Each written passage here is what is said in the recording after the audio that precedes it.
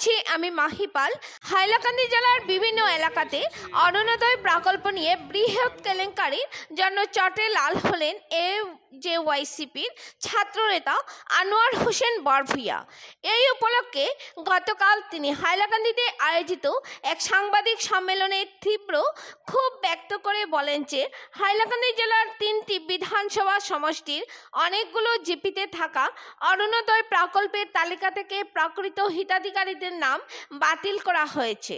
তাছাড়াও যাদের নাম রয়েছে তারাও বহুদিন ধরে অরুণোদয় প্রকল্পের কোনো ধরনের সুবিধা পাচ্ছেন না। ছাত্রনেতা আনোয়ার হোসেন বরভূঁইয়া তীব্র ভাষায় জানান যে সাধারণ জনগণ তাদের মহামূল্যবান ভোট দিয়ে জনপ্রতিনিধি নির্বাচিত করেছেন, কিন্তু জনপ্রতিনিধিরা তাদের নিজেদের স্বার্থ আদায়ে ব্যস্ত রয়েছেন। জনগণের সার্বিক উন্নয়নের জন্য কোনো ধরনের কাজ করছেন না, শুধু বিলাসী জীবনযাপন এবং বিলাসী গাড়ি নিয়ে ঘুরে বেড়াচ্ছেন।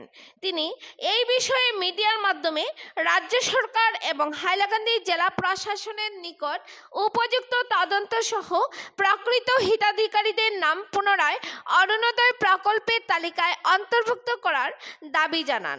তিনি হুঙ্কার ছুড়ে বলেন যে অরুণোদয় প্রকল্পের তালিকা থেকে প্রকৃত হিতাধিকারীদের নাম অতি সত্বর পুনরায় নথিভুক্ত করা না হলে তিনি সাধারণ জনগণকে নিয়ে হাইলাকান্দি জেলা আয়ুক্তের কার্যালয়ে ঘেরাও সহ জেলা জুড়ে বিভিন্ন ধরনের প্রতিবাদী কর্মসূচি গ্রহণ করতে বাধ্য হবেন।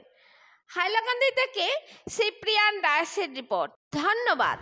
আমরা এই মুহূর্তে এসেছি এজেওয়াইসিপির নেতা আনোয়ার বরভূঁইয়ার সম্মুখে। উনি একটি সাংবাদিক সম্মেলন আহ্বান করেছেন। তো আনোয়ার ভাই, যে আজকে যে সাংবাদিক সম্মেলন আহ্বান করেছেন এটার মূল কারণটা কি, এবং বর্তমানে যে অরুণোদয় প্রকল্প নিয়ে বিভিন্ন জায়গায় দুর্নীতির একটা অভিযোগ উত্থাপিত হয়েছে, এই বিষয়ে আপনি কি বলতে চাইবেন? যখন প্রথমে সাংবাদিক ভাইদেরকে আমার অন্তরস্থ থেকে আমি ধন্যবাদ জ্ঞাপন করি। তোর সঙ্গে আমি একটা কথা বলতে চাচ্ছি, বর্তমান সময় হাইলাকান্দিতে অরুণোদয় নিয়ে যেভাবে দুর্নীতি চলে, যেভাবে সিন্ডিকেট চলে, আমি কোনো অবস্থায় মানিয়ে নিতাম না। আজকে আমি স্পষ্টভাবে বইয়া যে হাইলাকান্দিতে সাধারণ মহিলাগুলো হলে অরুণোদয় থেকে বঞ্চিত করা হয়েছে। কোনো পালি নেতা জড়িত রাখতে পারেন এটা আমার সন্দেহ আছে। যারা সার্ভে করা যায়, এই সার্ভে শাসকীয় কিছু নেতা হলে গিয়া যে লিস্টটা তৈরি করেন, লিস্টটা কি সাধারণ মহিলাগুলোর লিস্টটা কি কাটা হয়, আমার প্রমাণ আছে।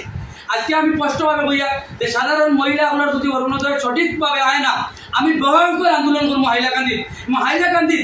আমি সাধারণ মহিলা নিয়ে হাজার মহিলা নিয়ে হাইলাকান্দির আমি ডিসি অফিস ঘেরাও করতে প্রস্তুত আছি।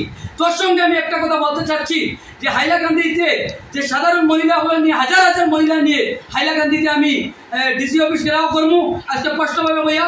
তোর সঙ্গে আমি আরেকটা কথা বলতে চাচ্ছি যে হাইলাকান্দিতে কিতা কারণে যে অরুণোদয় থেকে সাধারণ মহিলাগুলো বঞ্চিত থাকবেন, আমি আজকে স্পষ্টভাবে আমি জানতে চাচ্ছি।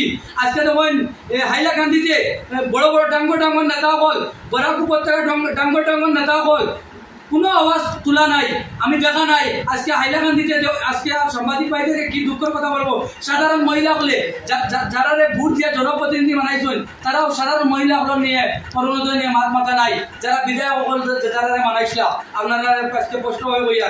আর তোর সঙ্গে আমি আরেকটা কথা বলতে চাচ্ছি যে সাধারণ মহিলা হল নিয়ে আমি হাইলাকান্দিতে আমি ভয়ঙ্কর আন্দোলন করবো সাধারণ আম পাবলিক নিয়ে। কিতা কারণে আজকে সাংবাদিক ভাইদেরকে ওটা বলতে চাই, সাধারণ মহিলা হলে ডাইরেক্ট আমরা ইয়ে কইতে আছে আনোয়ার ভাই যে আমরা অরুণোদয় পাইয়েন না। দুঃখিয়া মহিলা হল, দুঃখিয়া লড়া ছোৱালী নাই, আজকে বহুত মাগুলোর নাই, ছেলে নাই, মেয়ে নাই, বিধবা মহিলা স্বামী নাই, অরুণোদয় পাইতে লাগে কিন্তু অরুণোদয় থেকে বঞ্চিত করা হয়। কোন পালি নেতা, শাসকের পালি নেতার কারণে অরুণোদয় থেকে বঞ্চিত করা হয় না কি আমি স্পষ্টভাবে জানতে চাই। আমি হাইলাকান্দি ডিসি মহোদয়কে আমি দৃষ্টি আকর্ষণ করিয়া বইয়া যে অতি সত্য সাধারণ মহিলা হলে অরুণোদয় দেওয়া, আনলে আমি ডিসি অফিস ঘেরাও করতে প্রস্তুত আছি। গণতান্ত্রিক অধিকার গণতান্ত্রিকভাবে আমি সাধারণ মহিলা হলেন নিয়ে সাধারণ মানুষ নিয়ে আমি ভয়ঙ্কর আমি আন্দোলন করতে প্রস্তুত আছি আজকে স্পষ্টভাবে বইয়া।